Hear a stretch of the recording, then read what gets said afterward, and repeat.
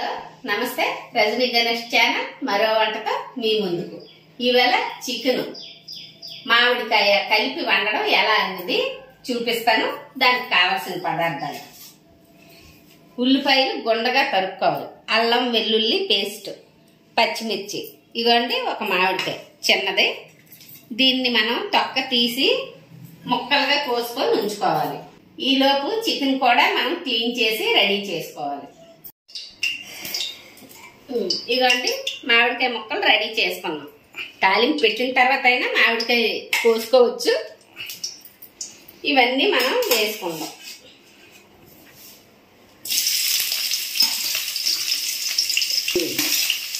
ఉల్లి, పచ్చిమిర్చి, అల్లం వెల్లుల్లి పేస్ట్ ఇలా వేగుతుంది కదండి. ఈ టైంలో అల్లం వెల్లుల్లి పేస్ట్, పచ్చిమిర్చి వేసుకోవాలి. వేసుకున్న తర్వాత ప్రతి వంటకి చెప్తుంటాం కదా, కరివేపాకు. ఏ కూరకైనా కరివేపాకు మనం ప్రత్యేకించి తినం కనుక కరివేపాకు వాడుకోవడం మంచిది. అందుకని మనం కాస్త ఏ కూరలో అయినా వేసేసుకుందాం. ఇలా చికెన్ ఉల్లి సగం వేగింది కదండి, ఆ టైంలో మనం చికెన్ వేసేసుకోవాలి.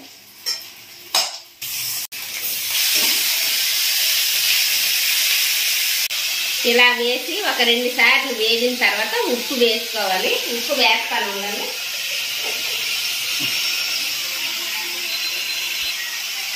ఏమాత్రం ఉప్పు, మన కూరకు సరిపడా ఉప్పు.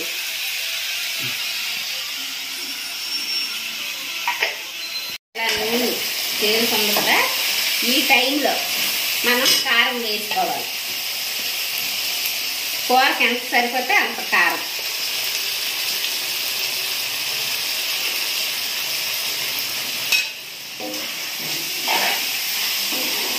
మీ కారాన్ని బట్టి కారం వేసుకోండి.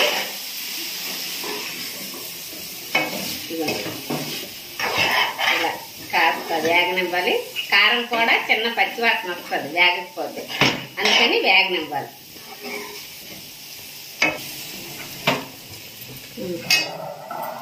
మటన్ కానీ చికెన్ కానీ వండేటప్పుడు అండి, మనం చల్లనీళ్ళు వేస్తే, మటన్ కానీ చికెన్ కానీ వండేటప్పుడు మనం చల్లటి నీరు వేసాం అనుకోండి, అది గట్టి అయిపోద్ది, మొక్క గట్టి అయిపోద్ది. వేడి నీరు మరిగించి వేస్తే మొక్క సాఫ్ట్ గా ఉంటది.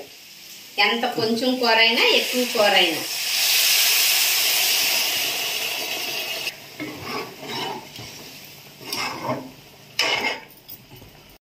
ఇదండి కూర చూడండి, 3 వంతులు ఉడికిపోయింది.